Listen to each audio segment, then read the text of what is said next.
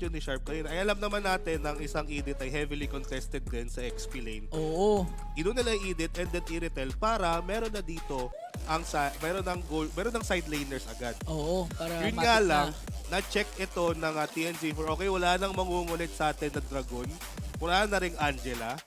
Bruno, pwede ka na mag-Bruno kasi i-frontline na lang ito nila Micro. Pero problema kasi sa TNC, yung isa sa mga game changer nila nung game number 2, yung Kaja naka-Yobabs ngayon eh.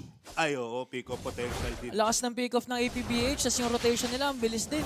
Gulong to eh, basya to eh.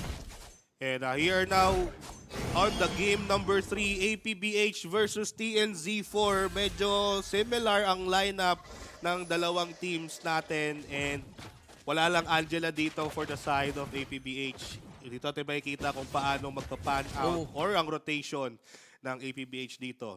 Kanina kasi sabi nila, yung game 2 kasi gold lane talaga yung tina-target ng dalawa eh. Kaya feel ko na pa Bruno to si Kaiwa para kahit papaano may sustainability. Kaya magtakas, may dash out. Pag naka-dash out pa may stun. Parang similar to the mechanics of Brody. Ganun daw sabi niya eh. Yung carry kasi, although may phantom step, hindi ganun kalakihan yung takas. Unlike yung dash dito ni Bruno. Medyo maliit lang. Oo. Saka may pag Literal na tumama, step lang eh. phantom step po. Sabagay, step na. Hindi naman, singular nga lang naman siya. Pero yung maganda rin kasi dito sa para kay Bruno. Pero meron doon Suplex City si QREM ang kanilang target. Earth Shatter di magko-connect at siya ay patutumba. First blood for King Frenzy. Sabi ng APBH, ginamit mo yan yung game 1. Alam na namin galawan yan, hindi mo na mauulit yan. Actually, ito rin yung parang nangyari nung game number 1. Although, kasi wala pang Circling Eagle itong si QREM. Oo. Kaya di niya pa mai-spam yung kanyang ultimate. And so far, so good pa rin for both of our teams. First blood nga lang may kuha ng APBH, but we now have a turtle rather dito sa game number 3 at makakita tayo ng mga pwestuhan. And APBH ang mangunguna. Nasa APBH yung turtle. Uy! Nice Akala ko si ano yun ha. Yobabs Akala ko si nahila. Momokit yung na-stun doon pero nahila nga dito si Yobabs. Pero G pa rin ang mangingibaba when it comes to the turtle take. Sharp. And now Sharp gusto bumawi. Primal Wrath kinas na makakatakas na naman si G. APBH walang bawi doon. TNC Z4 secures their objective. Ito yung TNZ4 ngayon na matapang sa Game 3 kahit na back siya yung katapat nila doon sa Turtle. Why? Because alam nila walang Angela in the picture.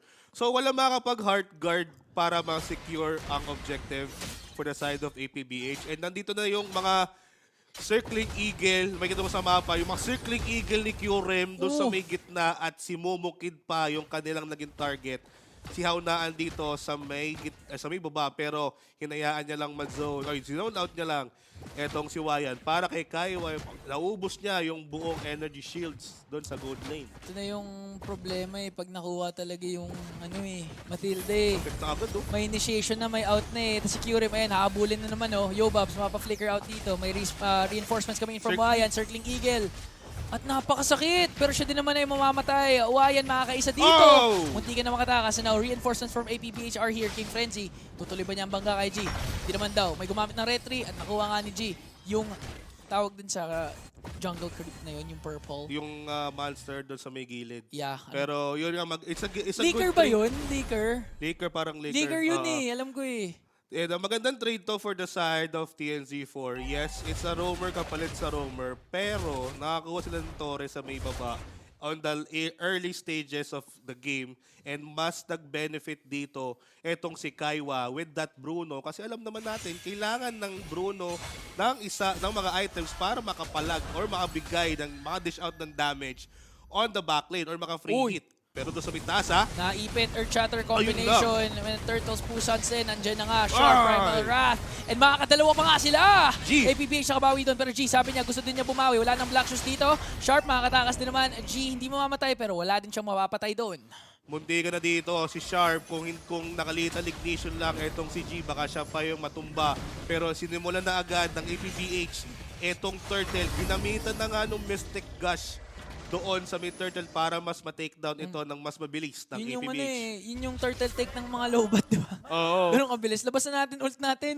Para, fast turtle na tayo. Fast turtle na tayo bago pa pumalagyan si G eh. Especially since Lancelot to, may opportunity nga mag-steal. Pag dumating siguro yung mga respacks ng TNCC4 doon, mas ganado si G umagaw ng turtle eh. And looking at this draft or lineup ng ating ng APBH rather ay more on a late game centric with that Iritel and Momo Kids gourd. Kaya kailangan din ingatan. Uy, nakatakas pa rin si Kaiwa with the guiding wind. Ang daming pang out ngayon ng TNCZ4. And now the initiations from APBH ay nawala. Tapos ang maganda pa doon, dalawang ultimate ginamit ng AP. Wala silang nakuha. Ang ganda ng pagkaka-utilize ng guiding wind doon ni Kaiwa. Kaya naman siya ay nakatakas doon sa may taas. But still, this is both of our teams, kung titignan pala natin, ingat, is both late Bilis. game centric and napakabilis ng mga ikot ng TNZ4 sandwich play coming in. Doon Earth Shatter. Earth Shatter ginamit na nga rin. Now Micro talagang tanking in all the damage. Circling Now Eagle. Circling Eagle onto Sharp. At nag-out lang naman. Oy! Bumukid. Ginamit na nga yung Mystic Gush doon. Hindi sila makakaisa. Pero si King Frenzy. Oh, Oy! tinitipihan na ni Qrem. Oh, yun na yung si Stephen Curem. Medyo umo-on point na yung mga circling Oo. eagle niya. Pero merong konting mirror na ginagawa itong APBH doon sa may baba. Ina-assist dito si Wayan para makakuha ng turret or objectives and gold as well para makasabay doon sa may team fight or makapag-dish out ng damage. And they are going to be successful on taking down this first tower sa may baba at 10 seconds for the turtle to be respawn. Alam mo sabi ng TNCC4, sige, kunin nyo na yung backshot, gulong, mabilis. Pero mas mabilis kami, aeroplano yung sa amin. Oo nga no? May, Tapos marami pang nakikinabang sa guiding wind eh. may gabay na may lipad pa pero may Oo. tutumba yata. Grabe kahit anong initiation sa ABBH, yung Circling Eagle talaga yung Sharp! nagiging key factor. Now si Sharp, tinamaan na ng bola. That's gonna be a goal for Kaihua. At gusto pa nga sumugod ng TNCC4 dito. Hindi pa sila tapos dahil si King Frenzy, napigilan nila yung Micro? gulong. At naipit pa nga dito yung gulong na Ay! flat na. Pero kapalit naman ng buhay ni Qrem. But still, that was a worth it trade for TNCC4. 2 kills plus the turtle. Grabe yung bola dito ni Kaiwa, on point na agad. Yung gusto lang tumakas ni Sharp, nakatalikod na siya, tinamaan pa sa may likod. Oo. Talagang napa-take down.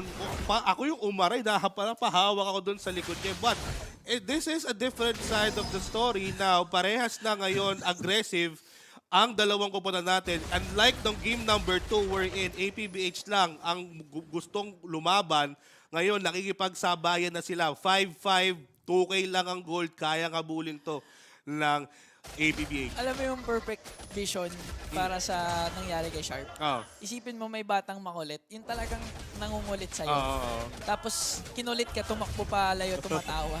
Tapos ikaw, Sinipa mo ng hinabol bola. mo ng bola ng football. Ayun lang, yun ang masakit. Saka, kita mo naman yung gamit dito, yung get up ni Kaiwa dito. Mukhang gusto yata bigyan si King Frenzy, Momokid.